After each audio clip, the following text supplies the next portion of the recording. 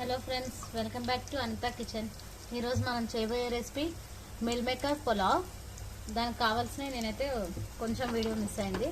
Oil వేసి కొద్దిగా గరం మసాలా, పచ్చిమిర్చి, ఆనియన్ వేసిన, అలాగే టొమాటో కట్ చేసి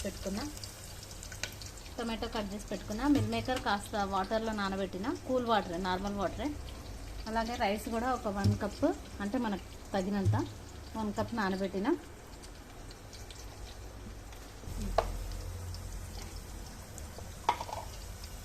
అలాగే కాస్త అల్లం వెల్లుల్లి పేస్ట్, కొద్దిగా ధనియా పౌడర్, అలాగే కొంచెం వాటర్లో కడిగి మిల్ మేకర్ కూడా వేసుకోవాలి.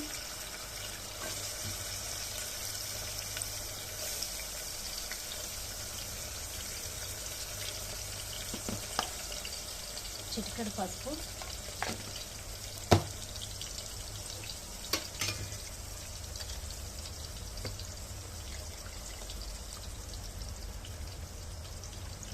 అలాగే కొత్తిమీర, పుదీనా, అలాగే మనం కట్ చేసి పెట్టుకున్న టమాటో ముక్కలు అన్నీ ఇలా కాస్త కలుపుకోవాలి. కలిపేసుకున్న తర్వాత కొద్దిగా ఒక 2 మినిట్స్ అట్లా ఉడకనివ్వాలి. అలాగే కొద్దిగా కారం లైట్గా.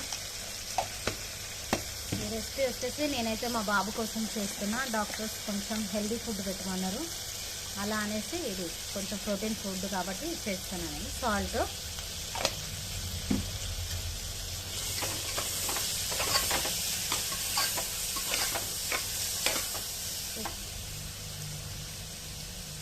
కొద్దిగా కరివేపాకు కూడా వేసుకున్నాను.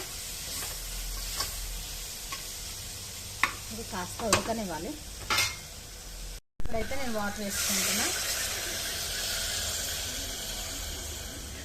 అంటే మనం రైస్ ఎంత పోస్తామో దాన్ని బట్టి వాటర్ వేసుకోవాలి. నేను వేసిన రైస్కి వాటర్ చాలు నాకు.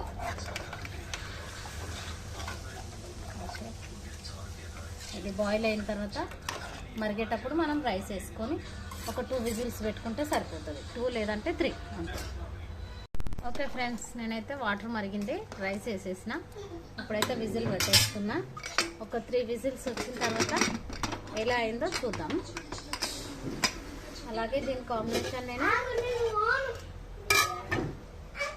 చామగడ్డ పులుసు కూడా చేశాను. ఇది ఎలా చేశాను ఇంకొకసారి వీడియోలో పెడతాను నేను. అలాగే రైతా చేశాను, కాస్త పెరుగు, ఆనియన్, అలాగే సాల్ట్ వేసిన.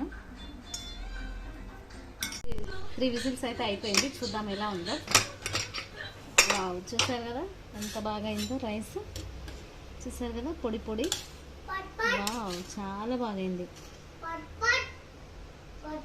చాలా హెల్దీ ఫుడ్, చాలా టేస్టీగా ఉంటుంది. Okay friends, bye. లైక్ చేయండి, సబ్స్క్రైబ్ చేసుకోండి. మీరు కూడా ఒకసారి ఇలా ట్రై చేయండి. Okay friends, bye.